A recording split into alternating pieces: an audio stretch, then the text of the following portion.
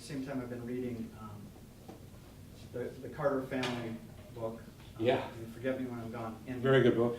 Yes, and to read again here, the formative Kunstwollen regulates the relation of man to things as they appear to the senses. The manner in which man wishes to see each thing shaped or colored thereby comes to expression. Man is, however, not solely a being who takes in impressions through the senses. He is not only passive, but also a desiring, that is, an active being who will interpret the world as it reveals itself to his desire, which changes according to race, place, and time. Works of art, or rather details within the works of art, are thus the clearest source of a very particular kind of historical information. They encode not just the character of the artistic production of the age, but the character of parallel features of the society, its religion, philosophy, ethical structure, and institutions.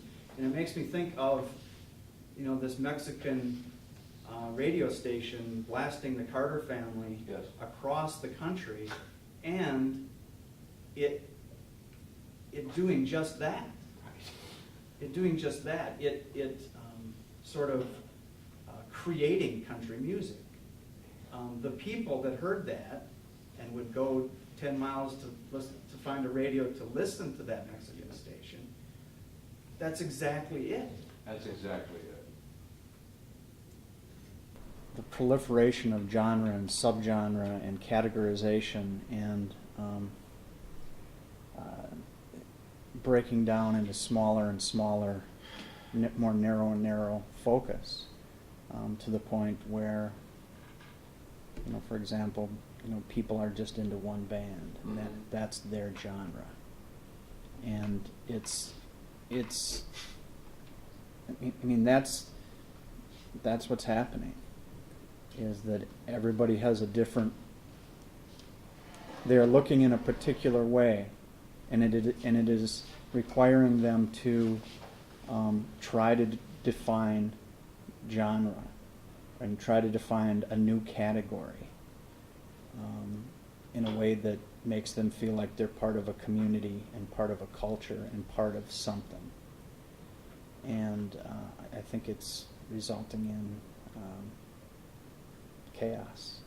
It feels to me initially like there's an arc in the 20th century and into now, is that when things like the Carter family happened and radio exploded in the 30s, a national market was created, and a unifying connection was created in a lot of different areas, in film, popular culture, in many different ways, and that we reached an apex with that at some point, and then technology all of a sudden started to take it in.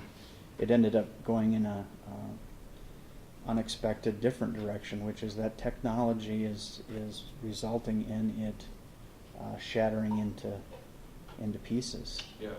And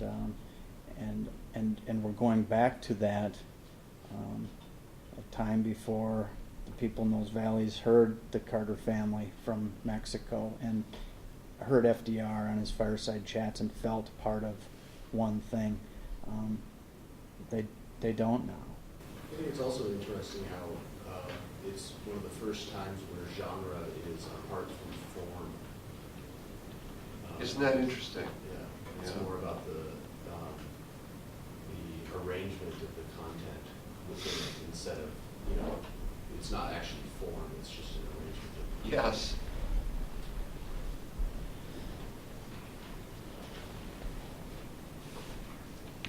Now, when we speak of arrangement, we're speaking of musical and rhythm distribution within a piece. That's what we're talking about. I mean, the piece doesn't change, but the definition over it does. But the distribution of sound within that piece, does it change, Brian, or is it perceived as changing? I think something that we've established is that genre is a psychological phenomenon. Absolutely. So I think it does change it. Yeah. Even though it's plastic. Right. And it's really not changing. Correct. But it's as important as the music. It is. But the same people aren't making the determinations anymore. Right. I mean, before it was managed as a, how are we going to market this decision? And maybe it's that way still, but it's not done by three central authorities working together.